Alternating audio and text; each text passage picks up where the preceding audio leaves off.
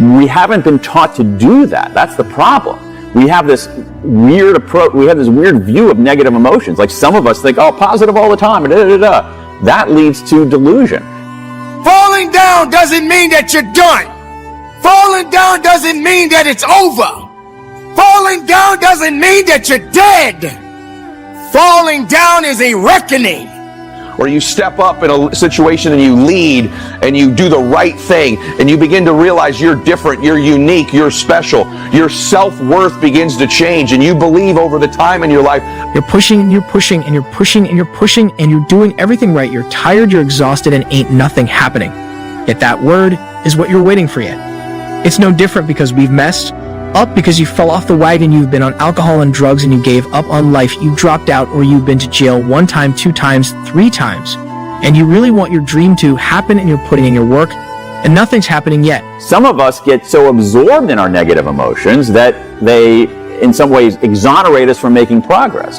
That's a bad idea too. What we need to do is we need to process our negative emotions in a systematic way. And I think there's a good way to do that. What we need to do is we need to think about our regrets, and when we think about our regrets, the evidence is pretty clear that they can help us make better decisions, solve problems faster, be better strategists, find greater meaning in our life.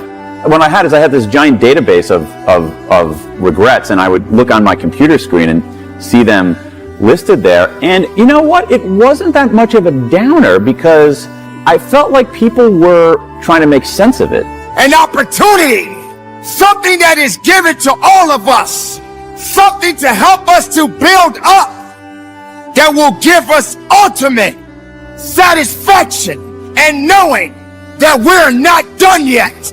We are all in this situation together. Why do we fall? It must humble us. Sometimes your worst days can be your best days. It's all about how you put it together.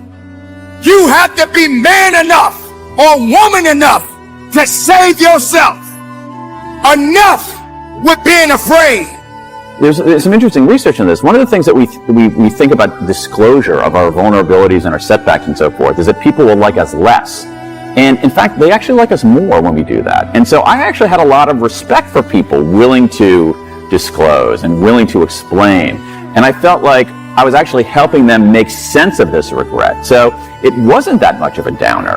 Over and over and over again around the world, the same 4 regrets kept coming up. And I found that fascinating because there wasn't much national difference. What's more, as I said earlier, these 4 regrets are revealing, because by revealing our regrets, we are revealing what we value the most. And so to me, these 4 core regrets operate as a photographic negative of the good life. That is, if we understand what people regret the most, we actually understand what they value the most. So in a weird way, these 16,000 regrets are not a downer as much as they are a pointer to what makes life worth living.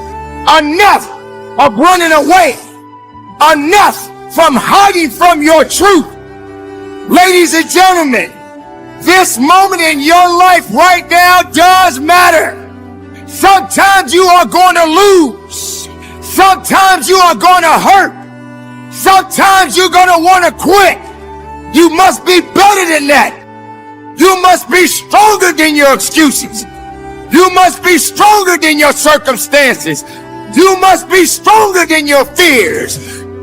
You need a little bit of faith and understanding that you can go further in your life, but you gotta believe in it. You got to trust in it. You got to stand on it. You got to stay away from the things that's not building you up. Falling down, let it be. Falling down, it will happen. Falling down, it's necessary, but that doesn't mean that you quit. I promise you, if you keep pushing, if you keep giving me all your effort, it will happen. It must happen. It can't do anything but move. You can do anything but make progress. But I want you all to understand in saying that word that you all have to stop getting caught up in movement as progress. For some of us, the action of making progress is progress. But the push itself, the fight, you get up and swing and miss, that's progress. You get up and you run at what you want with everything you got. I deserve to win. I deserve to be different. The next thing is this. You got to take some steps. You got to take some actions, make some mistakes, fall down, allow yourself to fail. Failure is only failure if you don't learn something from it. But the younger you are and the sooner you begin to take action and allow yourself to learn and get experience, the stronger you become. And if you stack experience onto self-worth, onto self-confidence, you have a formula that is going to separate you from everybody. So what is it that you love? Is it sports? Is it music? Is it business? What are some of your gifts? Is it your ability to speak, listen, your math skills, your kindness, your humor, your beauty, your intensity, your passion? Why does ostracization hurt emotionally? Because it's the most dangerous thing that could happen to you on the plains of the savannah. If you got ostracized, you got eaten. It was that simple. So for us, as a survival mechanism from an evolutionary psychology perspective, we've got to be able to bond and connect with other people. And once I finally realized business can try and abstract itself from that, it can try and rise above that with suits and ties and code of, the way that things are supposed to be done and acting professional. I don't act professional. Literally. And if you guys have ever been with me in a high-level business meeting, Yemeni's going to back me up. I won't say the name of the company, but one of our largest customers in their corporate headquarters, I had one of them crying because I was just being real about my story and why I'm doing this. And they were touched. And it was like, okay, now I have connected with this person on a real level. I'm not trying to manipulate them. I'm trying to be honest about why I'm here. I'm being honest about why I fight. You missed that's progress. The effort of making the attempt is progress. And so guess what the goals and the dreams are in that mindset to do nothing. I'll get to it tomorrow. I'll do it the next day. I do it the day after that. We're in a mindset of quitting. And if you want to make sure you become successful, it's not really you quit, it's where you stop preparing to quit. You got to give up on saying, look, I can do that tomorrow. Look, this is my time for rest. This is my time for break. There is no quit. Guess what dreams don't stop people doing? Your ability to learn, your ability to teach, right? Your programming skills. Maybe it's you thinking creatively, thinking strategically. Maybe it's just hard work, but what are you gifted with? And begin to leverage those gifts and talents towards your goals and dreams, and you'll be much happier. And the next thing is this. Dream.